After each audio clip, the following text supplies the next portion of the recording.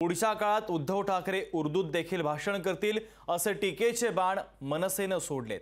उद्धव ठाकरेंना अल्पसंख्याकांचा वाढता पाठिंबा पाहून महायुतीच्या नेत्यांनी ठाकरेंना लक्ष्य करायला आता सुरुवात केलेली आहे। पाहूया।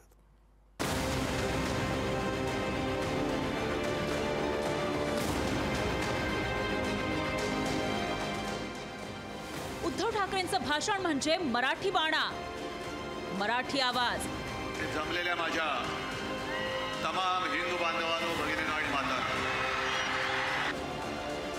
पण रविवारी संध्याकाळी उद्धव ठाकरेंच्या ट्रॉम्बेतील सभेत उद्धव ठाकरेंची गर्जना तर पाहायला मिळाली, पण ती मराठीतून नाही तर हिंदीतून। उद्धव ठाकरेंनी चक्क हिंदीतून भाषण केलं। ट्रॉम्बेत जिथं सभा झाली तो भाग मुस्लिम बहुल आहे, त्यामुळे उद्धव ठाकरेंनी उपस्थित कार्यकर्त्यांना हिंदीतून भाषण करू का असं विचारलं। मराठी में बात करूं या हिंदी में,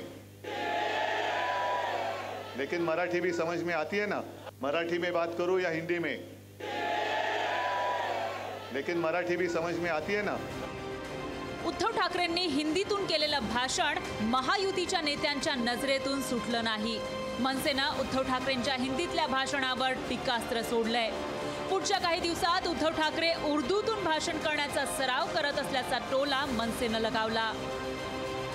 सध्या उर्दू पण शिकतायत ते, मग काल हिंदीमध्ये भाषण केलं, उद्या उर्दूमध्ये पण करतील।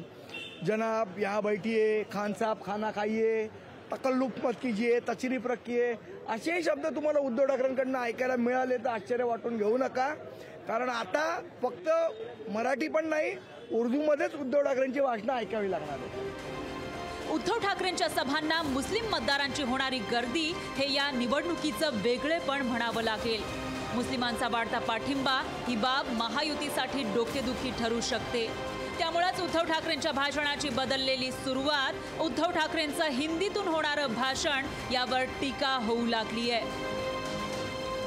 स्वप्नील जाधव, लोकशाही मराठी, मुंबई। लोकशाही मराठी ऐका, पहा, जागरूक रहा।